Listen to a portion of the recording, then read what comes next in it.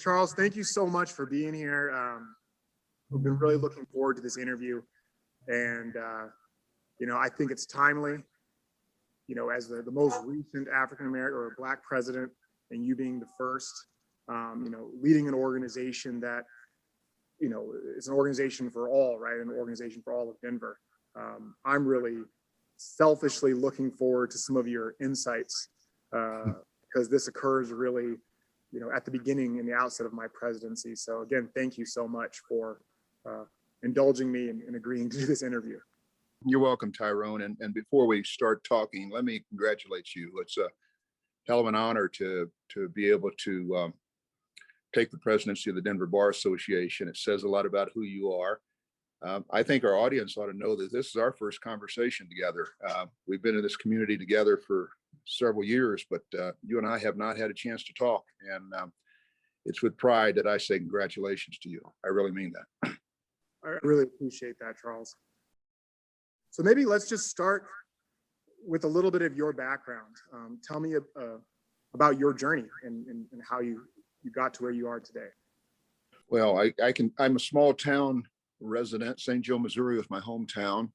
High school there, sports, academics. Went to my local junior college. It wasn't a junior college. It turned into a 4-year college for 2 years. Stayed around, saved money, and then got admitted to the University of Missouri at Rolla, which is an engineering and technology school. And I went there, finished my civil engineering degree in 1970. Graduated, and at that time, engineers were very hot properties, and I had a lot of options, but I chose San Francisco just for my heart and gut as a place to live. I always heard about it. I had a nephew or uncle that lived out there, moved out there, got promised to work there. The promise was that I'd work there for 6 months before being transferred, and 6 months and 1 day later, I was transferred to New Mexico, field project, Cochiti Dam project down in between Albuquerque and Santa Fe. Worked on that project, enjoyed it, got involved in the community down there in Albuquerque, and was doing well, but didn't see that career as taking me in the direction I wanted to go. It was remote. We're working in field locations. I didn't have as much social interplay as I think I needed.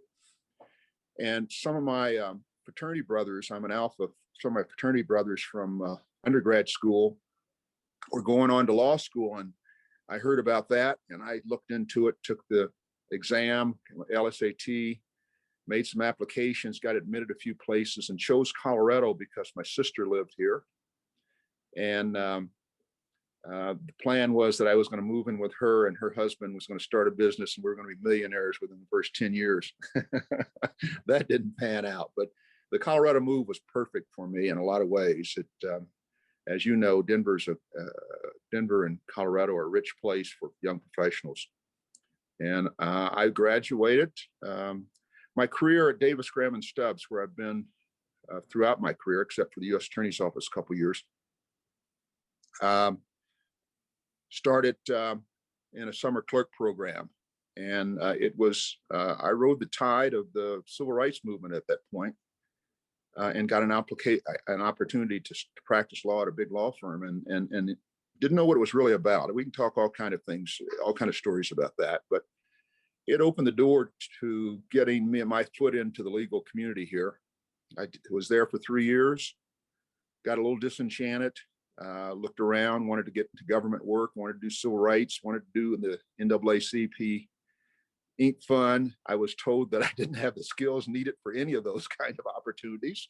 That's an interesting story, but it turned out to be the right story to be told. And an opportunity opened up for me at the U.S. Attorney's Office.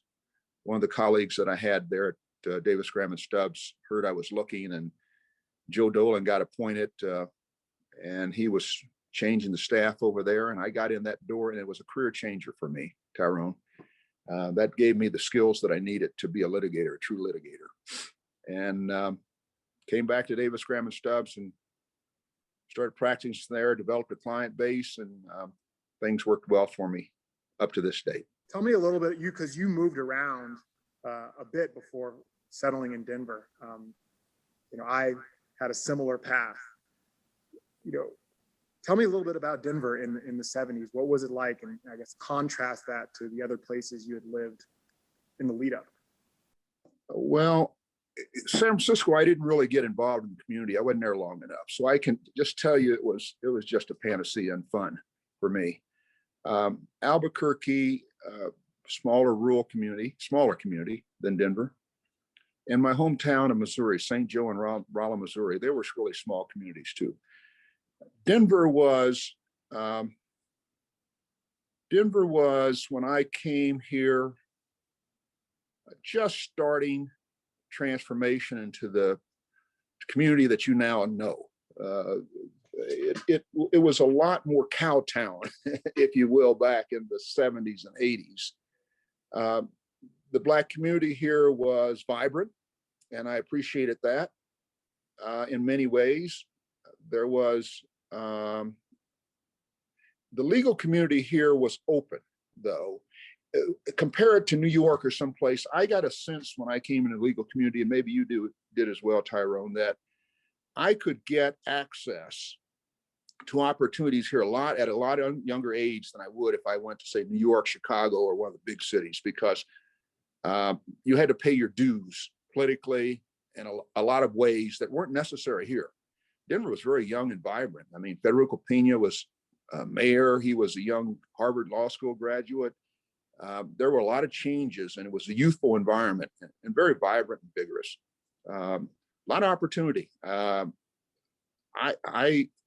I was astounded within 2 or 3 years of practicing law. There were opportunities that opened up to me that were amazing. Serving on state boards, getting access to the governor, the mayor, everyone else in the city from our position in the legal community. We were known. And I wasn't the only one. There were, in those early years, there were teams of Black attorneys who were doing wonderful things in this city, and from the DA, Norm Early, to people in the public defender's office. It was a rich place for us to start our practice. That was definitely my experience too, Charles. I remember going to the Black American West Museum when I toured CU Law School. And one of the first things they said is that, the attitude in Denver in the Rocky Mountain West is if you were willing to come out here and, work hard and chip in, there was a place for you to shape the city and shape the state. And so. And where was your background, Tyrone? So I was an Army brat, born in San Antonio. Then I lived in Frankfurt, Germany, New York, Boston, back to Texas. But then I grew up mostly in California. So Northern California, then Central. And then before I came out here, I was in Southern California, San Diego. And what attracted you to Denver? I was looking at going to law school in California, and I talked to a judge in Sacramento who's a close family friend who said, you need to look outside of the state. You might not have a chance to leave California. And, my family had a legacy of moving around and then eventually putting down roots. And so I thought that would be something I could explore. And yeah, I had the exact or very similar sentiments to you when I came out here. California was very entrenched, right? There were a lot of sort of networks that had taken generations to build, probably right, that you would see in New York City. And I don't know, Denver felt like, if you were willing to do the work or step up and lead, there could be a place for you here. And it felt, even in 2006, when I first came out here, that same growth mindset and culture seems to still existed at that time as well. I think that's you've captured Denver. That still exists, and I don't think it's changed over time. Some of the manifestations of that have changed over time, and we can get to that later in terms of how rich of a pool of Black professionals was once here, and still to some extent is here, but not in the way it was in the 70s and 80s and 90s. Yeah. Can you speak to that a little more? You mentioned at the outset, we've, I think, been in each other's orbit, here. Right. This is really the first time you and I have sat down face to face and had a conversation. Well, I would say the more tight community when you first moved out here. We were, there were so many of us, I'd say so many, I'd say 10, 20, 30 Black professionals, particularly legal professionals, accountants and others, who were just getting their careers started. And it was vibrant. And we were supportive of one another in many ways, socially as well as professionally. And a lot of shining stars among that lot, a lot of them, named dozens. They were getting appointed district court judges. They were leading organizations. They were heading, as I said, the DA's office. We were to be reckoned with, and there was a pride about that and a cohesive movement, if you will, about that. We just supported one another and in any way that we could. And I think the community, the legal community, as well as the general community, saw that as well and thrived because of it. I don't get that same sense right now.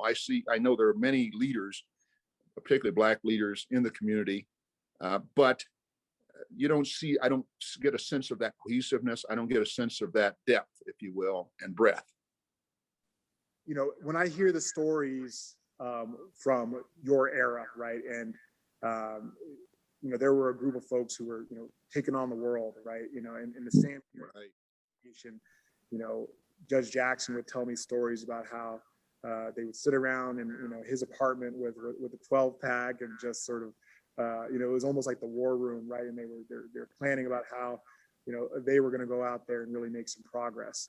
And I've been feeling that sort of same sentiment, even as of late, watching my law school classmate, Joe Neguse, yes, on an amazing performance, in Congress. Our other classmate, Hewitt Covell, who's the president of the CU Law Alumni Board this year, and serves on the DBA, watching Black judges ascend to the bench. We were really in a crisis at the district court level, and just, with the entire judiciary, with the lack of Black judges, and seeing, judges like Nakia Bland, Pax Moultrie, Jill Durancy, Don Toussaint, and now Joe Whitfield, just within the last year and a half, Daryl Shockley.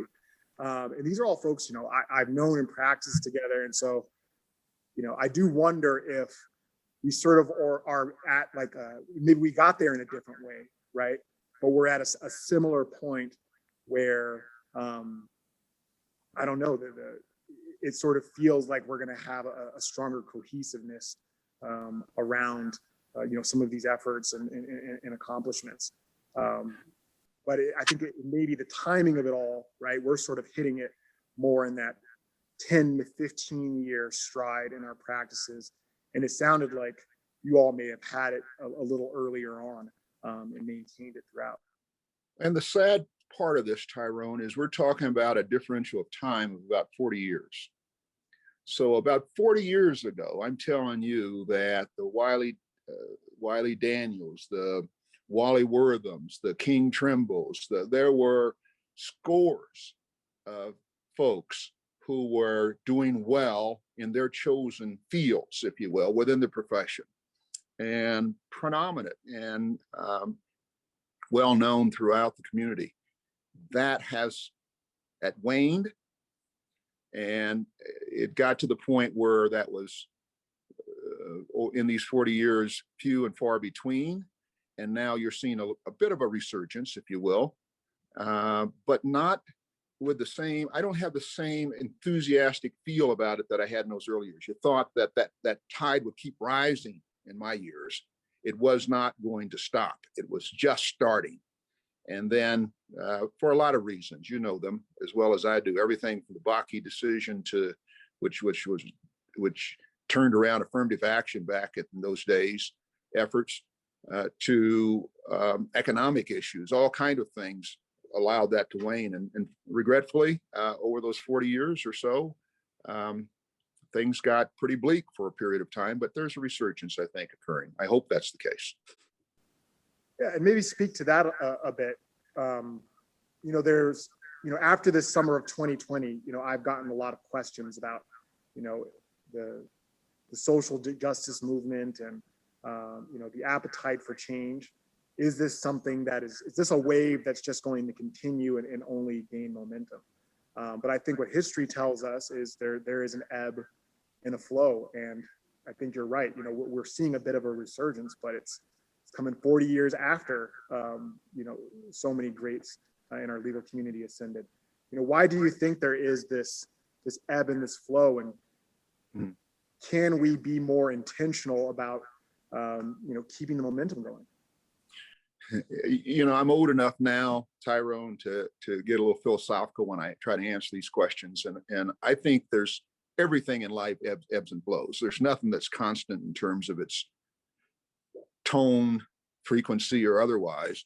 And that's regretfully, I have to say that when it comes to the consciousness of our peers, consciousness of our communities with respect to the issues that give rise to the needs for these kind of resurgences that we have now. It's unfortunate. It's just unfortunate that we can't keep our conscious level. And it's just not us. And when I'm saying us, being Blacks, it could be it's our entire community. Can't keep our conscious levels at the point where we're always having our eye on the prize, and that is inclusion, diversity, equity. Those kind of phrases should have always been in our mindset and should always be at the top rung. But, you know, there's so many distractions, so many other things that come along over time, so many resistances as well. And I think resistance to some of those things has had a resurgence as well, as you well know. In these latter days that surface, it's always been there. But you know, the political climates change. I'm the other thing that changes, and I'm more aware of, keenly aware of now than I was when I was younger, is the importance of the political climate. We can have we can have people aware, we can have people willing, but if politics in our country aren't on the side of moving forward, we don't move forward. So there's a lot of things that have come together that have brought that about. But you've got to keep your eye on the prize. You got to keep your foot on the pedal. You have to keep pushing forward to obtain those kind of goals that we're talking about: equity, inclusion, diversity. So if the politics of the time and I guess the will and the consciousness of society aren't matching up, right, in progress, you know, where do you think that disconnect is, and how can we better make sure that our society and our leaders reflect the will of the public? Well, you just said a magic phrase at the end: the will of the public. I lived in segregated times. I lived in times when the will of the public was status quo. And it takes a certain amount of awareness and you know, movement of any kind, change of any kind. There's always going to be resistance to it because people like the status quo. They find their comfort, or they don't want to give away something. They see themselves giving something away. But when it comes to the issue that we're addressing, which is racism, which is at the core of all of this, that has been in our society forever and will continue to be in our society. And it took until the 60s, we're talking hundreds of years, before we finally got to the point where someone recognized that segregation was wrong. Can you imagine that? That is not the way we should live. It took that long, and it took all the events of that time to bring the consciousness to the level where there was going to be change, receptiveness to change. Now that was a hell of a hurdle to get over. Now we're talking about smaller hurdles to get over. People are not pushed to move in that direction, give up what they have, move in a direction that's benevolent. I mean, some people are, but not the majority of the people. You know, people and change. Majority changes all the time. It just, majority, the will of the people in terms of majority changes frequently. And we have to just ride with that and find those right times and keep that pressure on, because segregation and all the things that have come out of that institution were wrong and still are wrong, and they haven't totally been corrected. And when I look back at something like segregation, it seems so obvious to me that was wrong, right? And But it had economic ties to it. That history is deep within our country, and it had benefits that people didn't want to give up. Which, that, and I guess that's sort of the thrust of my question is, the stuff that needs to change these days. I think I agree with you. The hurdles are smaller, but the changes that need to happen are obvious. But I often feel like I'm in conversations with people, and I'm hearing that these changes and the path to the right side of history is more nuanced. Did you find that those similar arguments were being made about segregation? Now, when I look back, it's so obvious that was wrong. But were people making more nuanced and, compelling arguments about why segregation should remain, back in the civil rights days? Any argument against segregation is flawed in the beginning. Let's start with that. So you don't have to get to nuances. It was more hidden. I think what transformed our society during that time is awareness.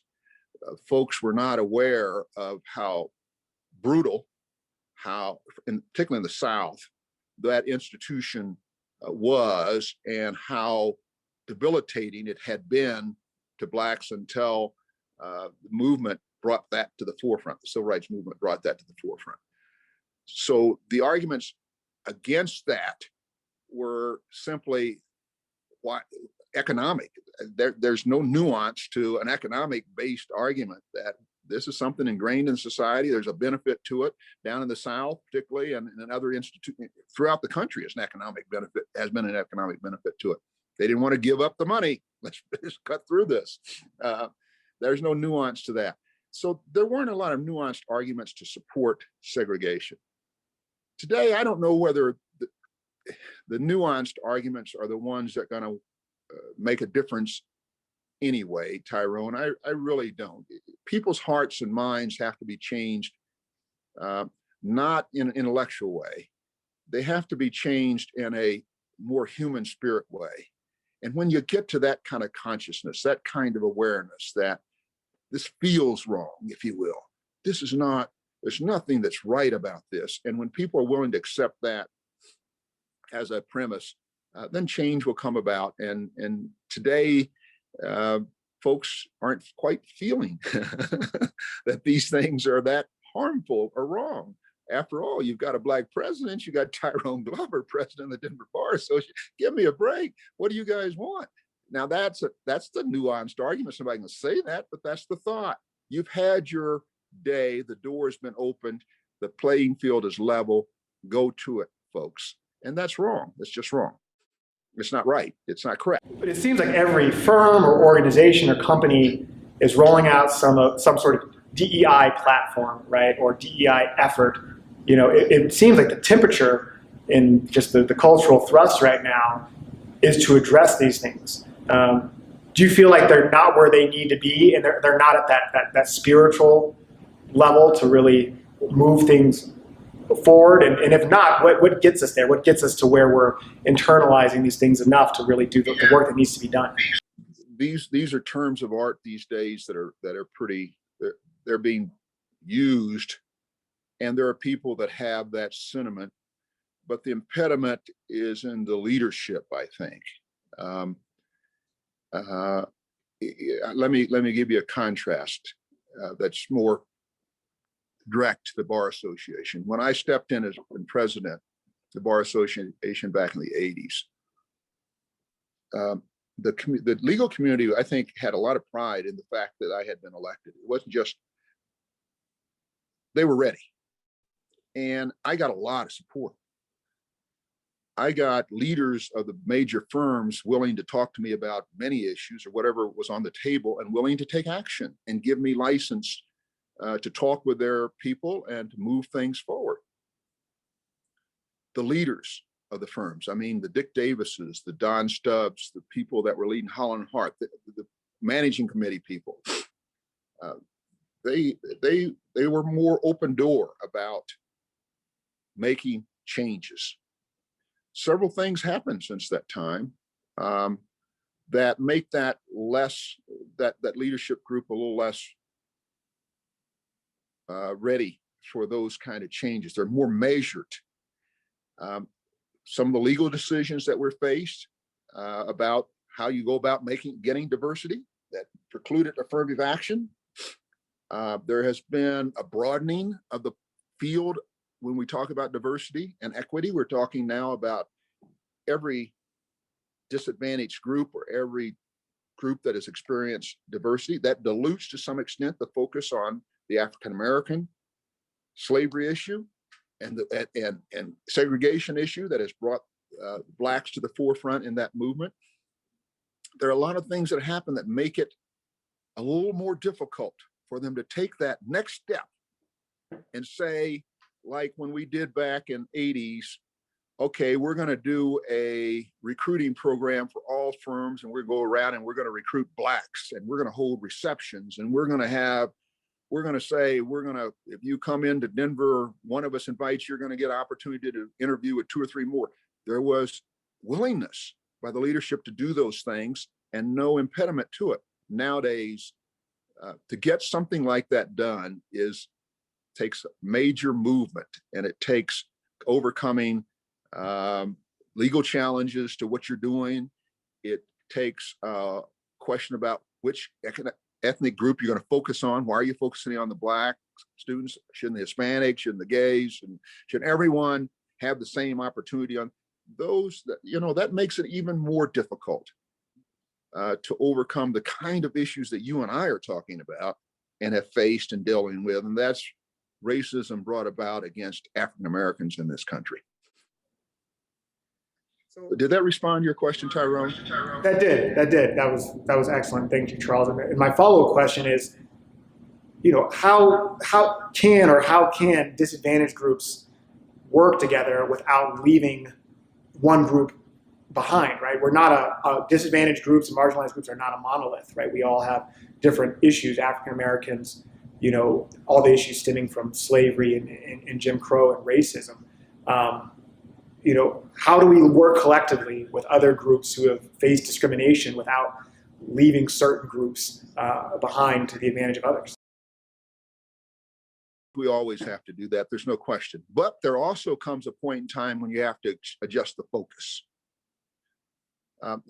When we did the Colorado Pledge for Diversity, Dave Ramirez, I think, was the fellow that brought that to me. He was with the Colorado Bar Association. He wanted to set up this summer clerk program that would get 1Ls an opportunity to get into large firms. I thought it was an excellent idea, and we could start moving on that. And when we did, my focus was, of course, African American students. His was Hispanic students. Others came into the room and wanted others. It all made sense for us to all be part of that program. No question. But at this point in time, I would say if I were to do that again, given what's going on in our society right now, given the fact that we have seen a retrenchment in some of the racist tactics and segregation and issues around that, I might argue to my colleagues and my fellows when I'm setting that up, Hispanic, otherwise, women, whatever, let's focus on African Americans first and get that tree chopped down as far as we can. Let's put all of our energies in that for a time period, because the rising tide will lift all of our boats. Let's lift that boat. Let's try to lift that tide and get that moved right now, because we're not where we need to be there. We've kind of rolled that back a bit. Inclusion, diversity, equity now, women have moved ahead in that arena in a fabulous way, and a great gun. I'm all for that. But let's look at what the demographics tell us now. And now they say, we need to refocus. We need to refocus on African Americans and what our society has done or has not done, such that there's not the representation we think there should be in our community, particularly in our profession, in that regard. I just say we have to be open about those things and have those discussions, and not be bashful about having those conversations. There's no There's nothing wrong with me telling someone, well, let's skew this a little bit this time and make it 80% this way and 50% if we can. We have to have those conversations, Tyrone. Absolutely. Absolutely. You said the key ingredient during the civil rights movement, and this is, I think, why Dr. King was so brilliant, was raising awareness to the injustices. What do you think the key ingredient now is to move things in the right direction and refocus where we need to be? I think it has to come in a legislative manner. Our courts have changed in their tone and their perspective at the top level. That's where we saw a lot of redress, if you will, or change come about in the 60s, 70s. That I don't think I have a lot of hope there. I have to look at my national political leadership and say that they have to take that ball and move it forth and make legislative changes that will once again allow us to address the problems that have been created over time for African Americans in the profession and throughout the communities in terms of economic equity, if you will, how we're going to move in that direction. I don't know that I don't know that we can wait for another Dr. King. I don't know that one person, Barack Obama, can do it. I think it has to be a groundswell that supports legislative changes and initiatives to address some of these issues, if you will, whether it be police brutality, hiring, retention, diversity, those kind of things. And I'm not creative enough to do that, but I know that there are people that can get that done. So do you think it's about getting the right people in these legislative positions, so really affecting change through your vote and supporting the right candidates? Or is it more holding the people that are currently in power accountable, or some combination of both?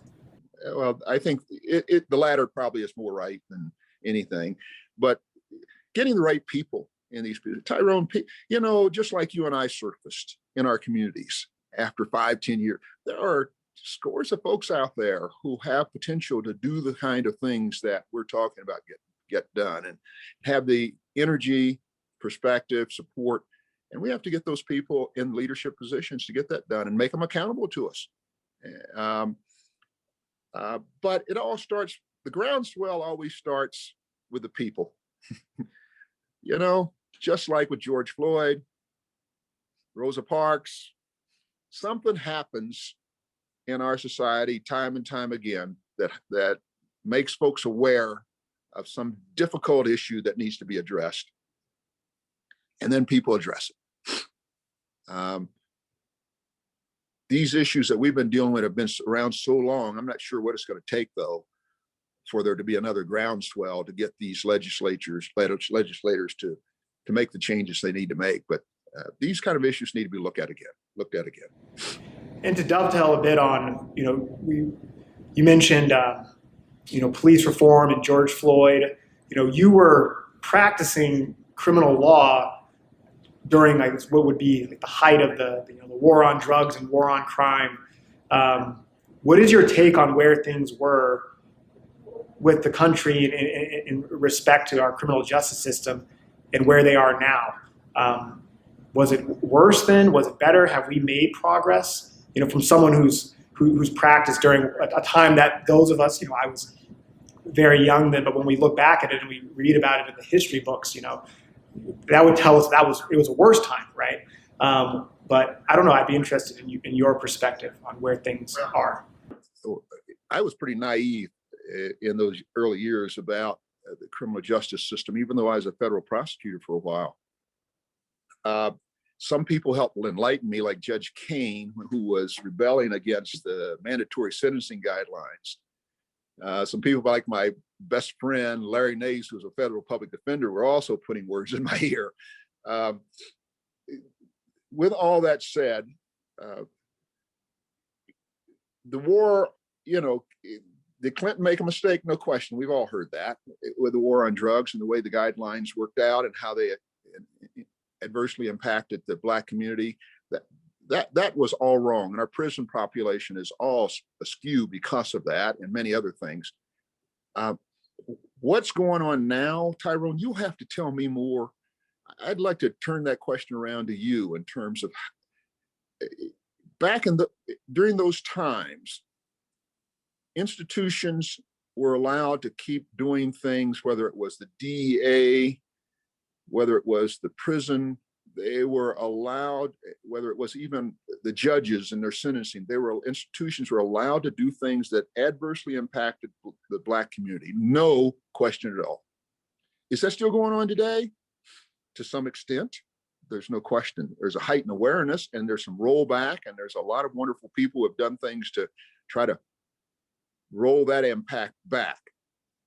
But you're starting at the wrong end from my perspective when we start talking about reform in that area. The end we need to be talking about is the economic end. When we get on a level playing field economically, as a community, as a group of people, with the majority community, some of these issues are not as great, will not have to be as great. There's desperation that leads to a lot of the criminal. That was my experience. No question. The drug market allowed that. You know what that's about, Tyrone, in our community. That darkness with a little light on that, economic light on that, and getting people directed in the right direction, we won't be as impacted. So I don't know. I'm not one who's I like to see what's going on in prison reform. I'm glad to see what's going on in prison reform and police reform and all those kind of things. But we're talking about economic issues, aren't we, Tyrone? At the core of all this are economic issues. Would you agree? Yeah, I would agree to a certain extent. I do think that it is hard to really separate the two, right? And I don't see how, and maybe this is my next question, how we restore or how we promote economic vitality within our community without unraveling the damage that's been done, over decades of just bad, policing and criminal justice policies. We can try to restore economic vitality to communities, but if we have, folks coming out of our prisons who can't get jobs or are disqualified from certain licenses, or their own path to economic vitality because of this system that has been allowed to run unchecked for decades, we're going to be fighting a bit of an uphill battle. But I would be interested in your thoughts on, how we do inject some economic vitality, because I do, the way that I look at it is there's multiple battlefronts, right? And there's not a magic bullet for any particular issue that's going to get us there. We need to be working, in all places.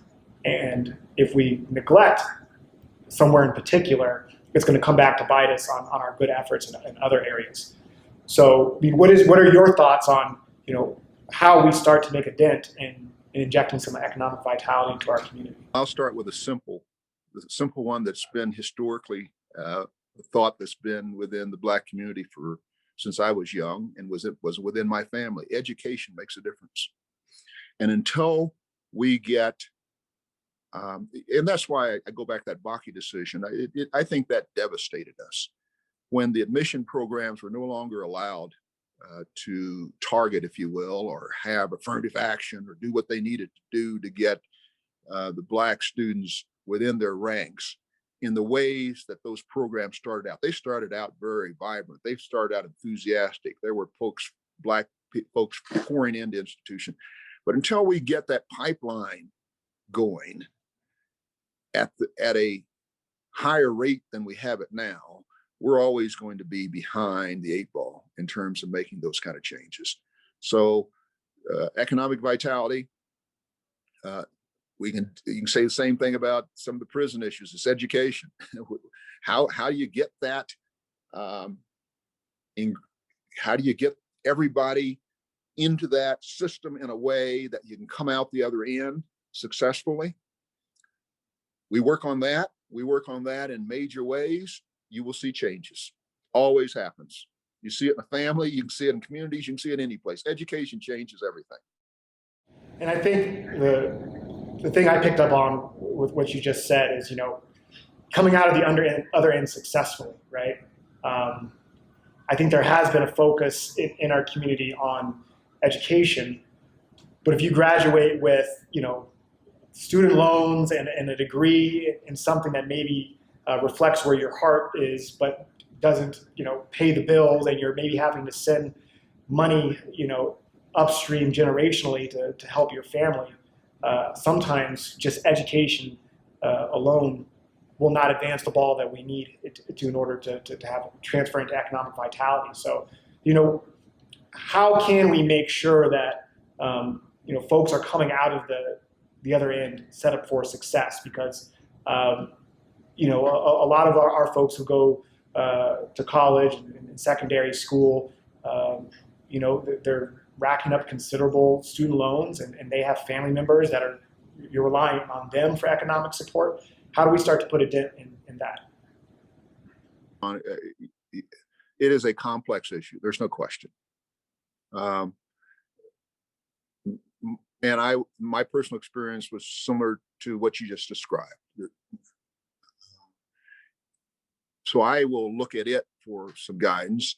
And in that regard, as I borrowed the money that I borrowed for undergraduate school as well as graduate school, as I entered some of these programs, I got a sense, though, when I entered the programs, that the institutions were there to try to support me, and that's an important part of it, to get us out the other end. I got college, my peers were camaraderie. I wasn't the only guy in the room, only black guy in the room, 10, 15 of us, and we just coalesced around trying to get this done and get out the other end successfully. There was all that kind of peer support and institutional support. That has to be there. In terms of the economics of coming out the other end, you're right. I still have, you call it upstream, I have upstream and downstream financial obligations to my family. That's part of our community. First generations coming through with the kind of income that we have, that's part of who we are. And I had all those loans to pay off, and I got them paid off. But, over 40 years, things finally move along. I don't know what we can do to support, to help on the economic front for the education, other than scholarships. I had work study, grants, all those kind of things have to be put in place. But I think the current climate, it's more difficult to get that done than it was, as I said, when I came out of and when I started school in the 70s, that was the tide, and the civil rights movement was high. And so there was a lot of enthusiasm and support and comfort in the institutions and doing the things they did to provide the support. That comfort is not being provided now, but it has to be a rise of people to say, let's get this done. We can find ways to do this, and let's provide the support and help we have. Those are general answers. It's pretty hard to answer these kind of questions, Tyrone, in some ways, because you're talking about movements. You're talking about things that will take decades to change.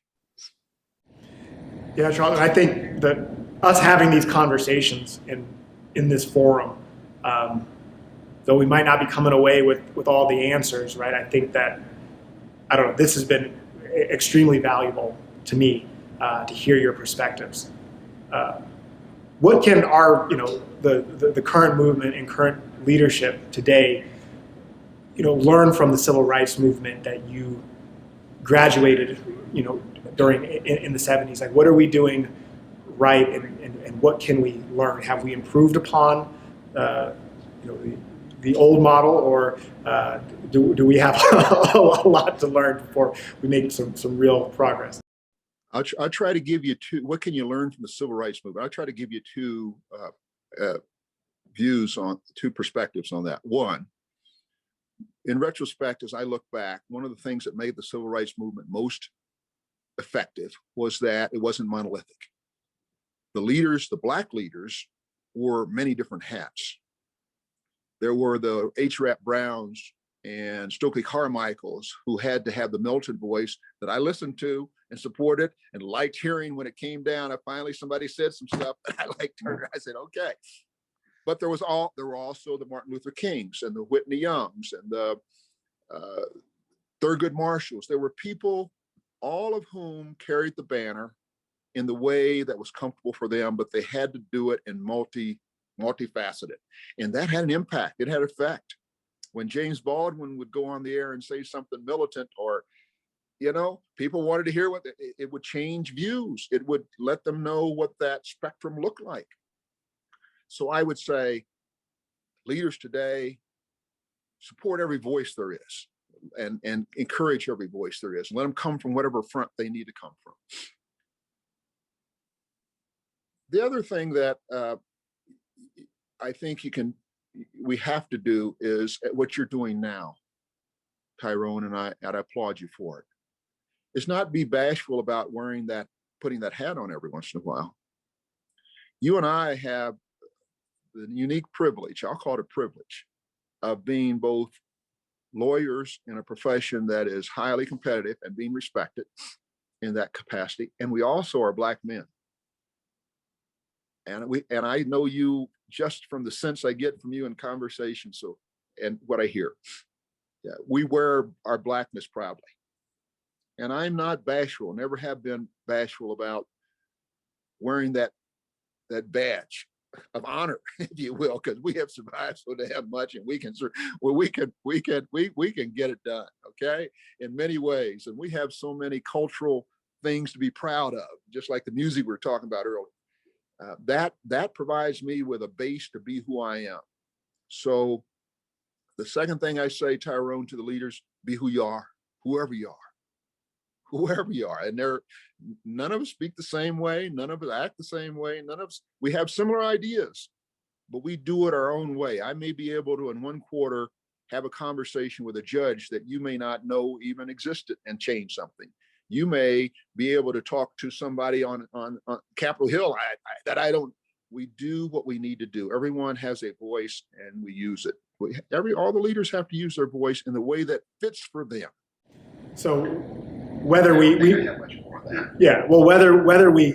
it or not, we're working collaboratively. Even though Stokely would criticize King, the fact that both of their voices were being elevated was moving the ball forward on civil rights. And what I'm hearing is that that dynamic persists, and we should speak loud and speak proud, but just realize when we're speaking in our own unique ways, it's all pointing towards the same end in some respect.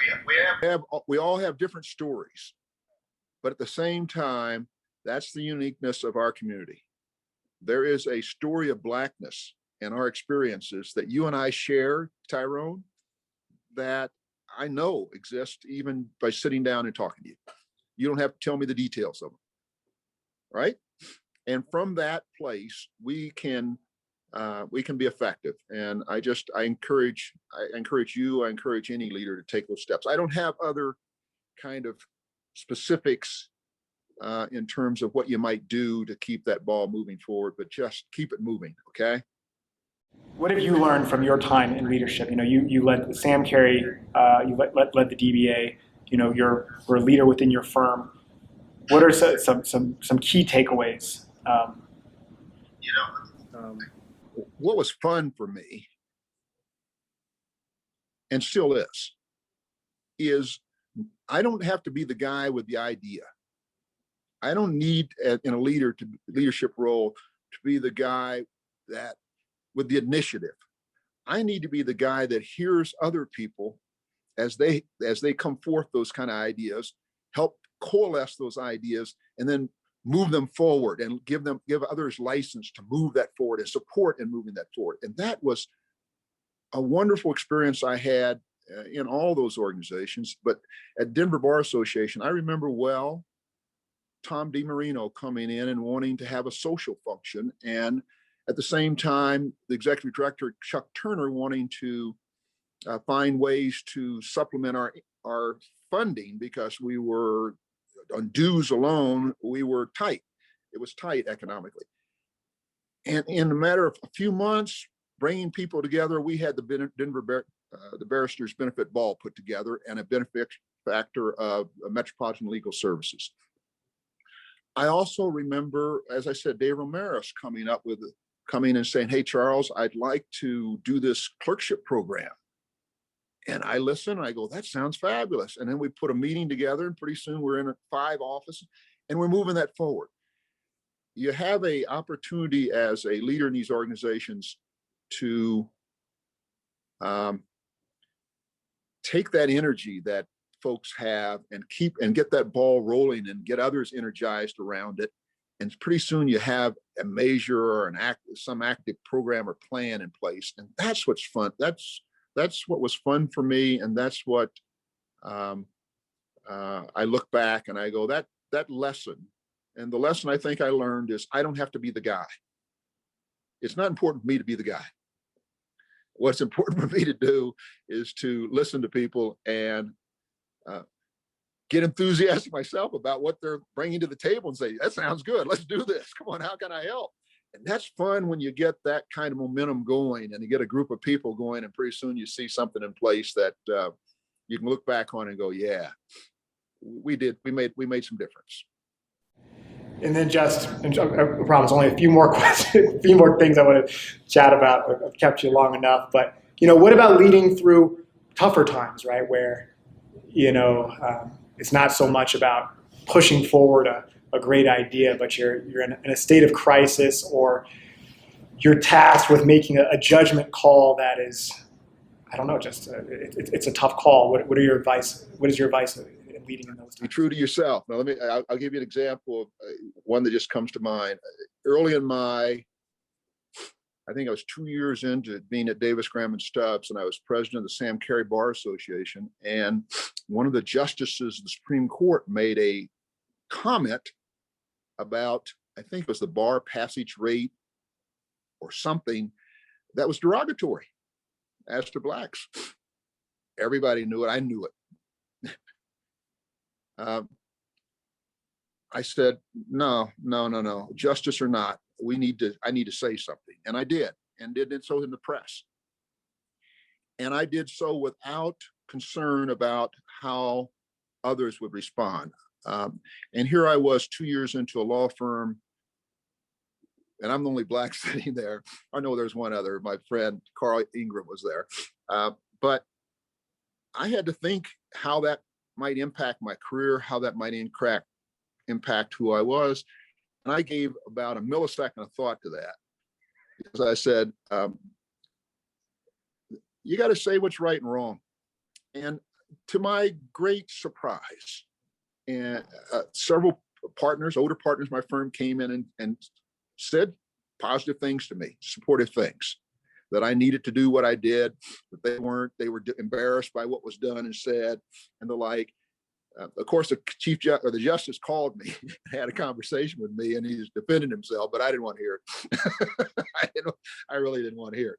But we have to do, Tyrone, you know this. You've done it all your life. That's why you're successful. That's why you are where you're now. You have to do what you think is right in life, and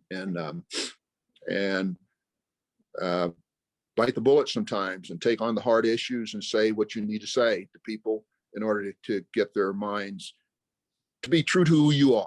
Now, whether I would change him or not, I was not going to allow that to just ride. Right? And it was more about, no, that your view is wrong, and I'm going to say it publicly.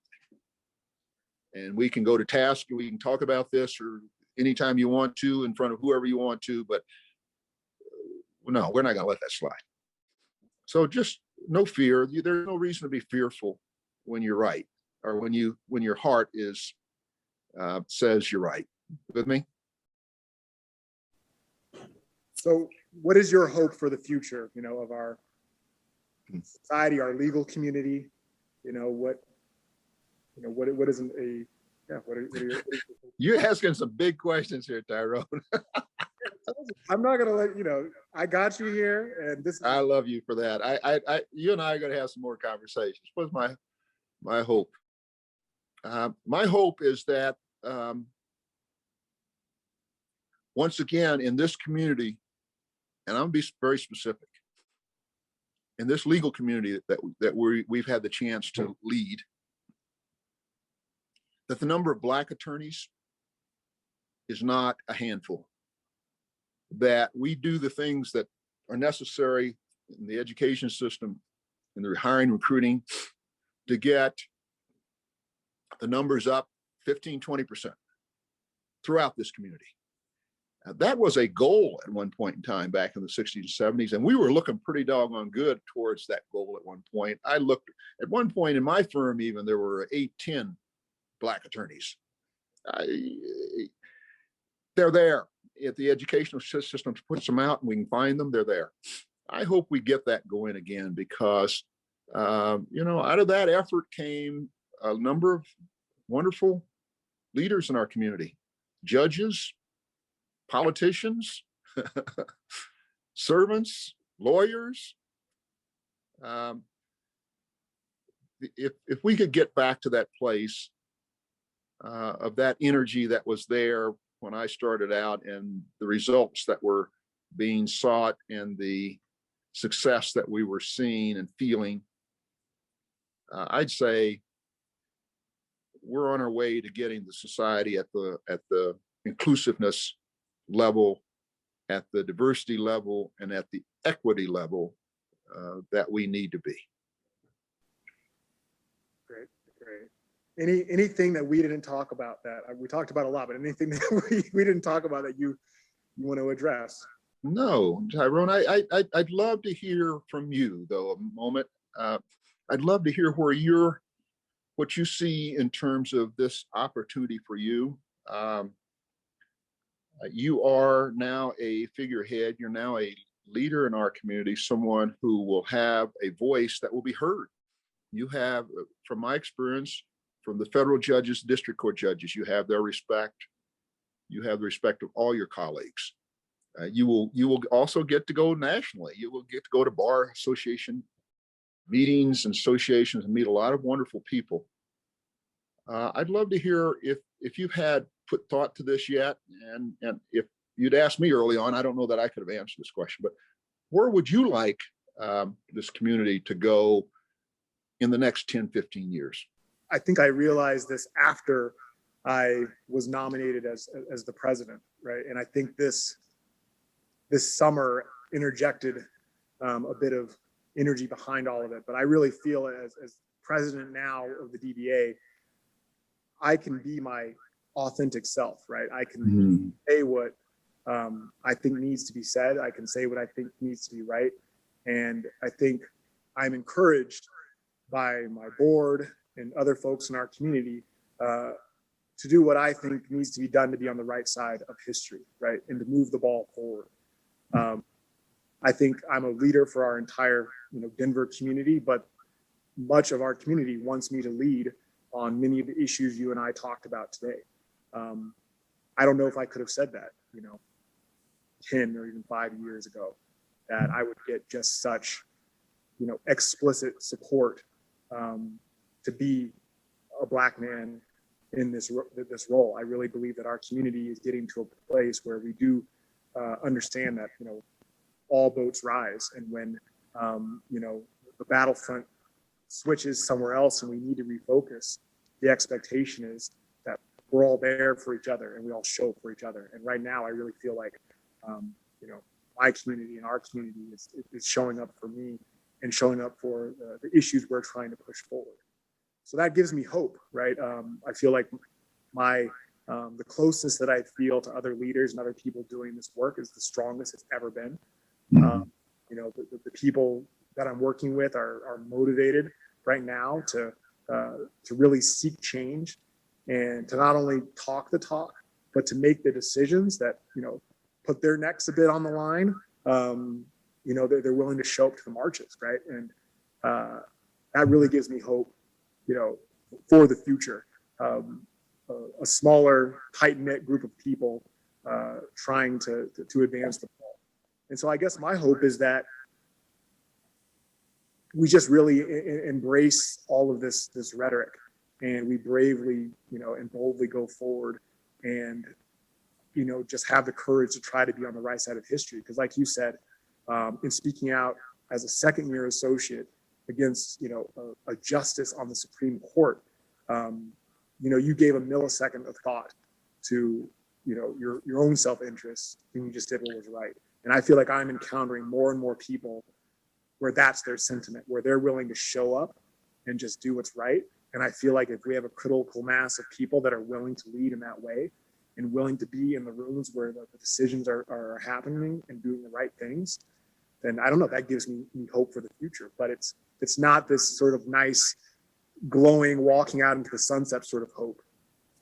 I feel like I have people who are willing to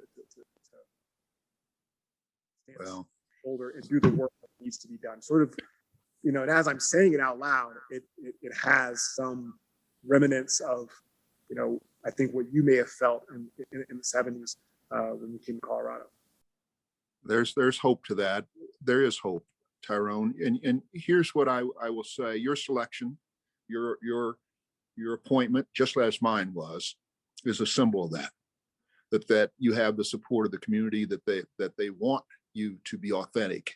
They want you to lead our profession, if you will, through your voice and your actions in terms of whether it's social justice issues or injustice issues, or just simply bar issues of dues issues or whatever. You have the capacity. The timing is a lot in life, and you know that. And the time of your appointment now signifies our organization, our profession saying, we want to move forward. Let's move forward. And this is the man that's going to help us do it. I don't know how, but he'll get it done. And you will. Go do your thing, man, and have fun. I cannot tell you how much I appreciate, you taking this time and being on for almost an hour and a half. Wow, it's gone quickly.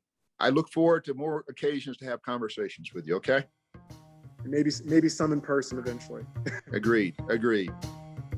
Take care again, and congratulations, man. Here, I'll be looking for those tracks. All you have to do is literally send me over the name of the artist, and I'll compile the whole. I've already got 3 or 4 of them in my mind already. My tunes. All right, baby. You be well. You too.